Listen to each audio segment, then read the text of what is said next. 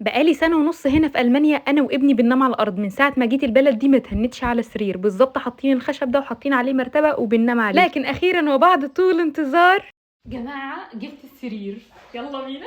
مش هتتخيلوا انا قاعده مبسوطه ازاي، اقسم بالله. انتوا هتشوفوا ساعاتي طول الفيديو. اي نعم اتروقت حرفيا، لان تركيب السرير مش سهل خالص، واخد معايا يومين مش يوم واحد، واحبطت في الاخر. هتشوفوا تفاصيل كتير بجد، الموضوع مش سهل خالص، بس في نفس الوقت مش مستحيل. معنى ان حد حاول وعملها قبل منك فاكيد انت هتعرف تعملها. كل الحكايه ان انت بتجيب الكتالوج اللي هما بيبقوا جايبينه معاكم، بيبقوا موضحين لك كل حاجه مع ارقام القطع، ومع كمان كل خطوه هتبدا بانهي رقم، وايه المسامير اللي انت هتحتاجها في الخطوه دي، وايه التولز اللي انت هتحتاجها في الخطوه دي بكل التفاصيل. يعني بصوا مثال قدامكم، ادي ارقام القطع بتاعه السرير بتاعي، وادي القطع بتاعه السرير نفسها عليها الارقام بتاعتها.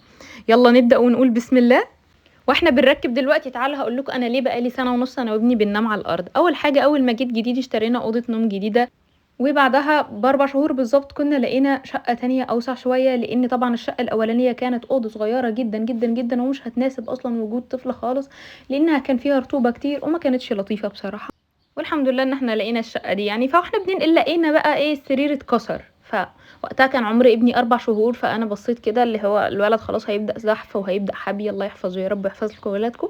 فانا حسيت اني لا، انا ابني هيقع من على السرير كتير. قلت له خلاص كده انا مش عايزه سرير، انا هنحط الخشب على الارض ونحط المرتبه لحد ما ابني يكبر ويعرف يطلع وينزل السرير لوحده، عشان خاطر ما يقعش. وكان قرار صح جدا، لان ابني كتير قوي كان تقريبا شبه يوميا بيصحى من نومه ويخرج لي بره في الصاله وانا موجوده في الصاله. يعني لو كان في سرير كان وشه هيقع 7200 مره. فانا حسيت ان انا دي كانت خطوه كويسه عشان ابني ما يتاذيش. وهنا انا كنت عملت خطوه قبل خطوه، ومهم جدا يا جماعه لما بتركبوا حاجه تمشوا على الخطوات زي ما الكتالوج بيقول بالظبط. واحد يعني واحد، اتنين يعني اتنين، عشان خاطر ما يحصل لكمش زي اللي حصل لي ده. المهم احبطت في اليوم الاولاني وما كملتوش، وهنا انا رجعت كملته تاني يوم. ودي طبعا ملايه معموله من قطن 100%، مع طبعا التوبر والمرتبه. يعني كل الحاجات دي اصلا مخصصه عشان خاطر حاله ابني، الله يشفيه يا رب ويعافيه. المهم بصوا الاوضه قبل وبعد، بصوا الجمال، احساس فخر غير عادي. وطبعا ده الكوميدين اللي انا ركبته معاكم قبل كده لو فاكرين.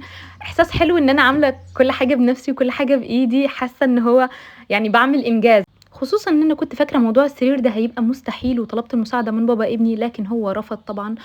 فده مخليني بحاسه بفخر غير عادي. المهم تعالى هوريكم السرير بتاعي وتكاته وحركاته.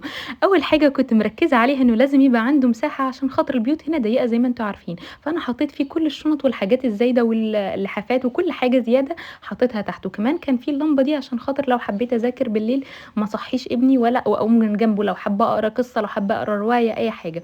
وكمان كان فيه اللي هي الفيشه دي او اليو اس بي، بحيث ان انا اعرف اشحن الموبايل بتاعي. طبعا انا لسه الاوضه ناويه اظبط فيها شويه ديكورات تانية مع شويه تكات وحركات. انا بتابع معاكم خطوه بخطوه. احنا بدانا بالكومودينو يا جماعه، وانتهينا بالسرير، وعدينا بمراحل ورق الحائط والسجاد وحاجات كتير كده. فانتوا معايا خطوه بخطوه، لسه هتشوفوا الخطوات اللي جايه ان شاء الله. بس قولوا رايكم دلوقتي في السرير وفي ورق الحائط عاملين ايه، لان بجد انا عاجبني، انا عن نفسي عاجبني قوي، بس انا حابه اسمع رايكم. ويا بس والله، باي باي.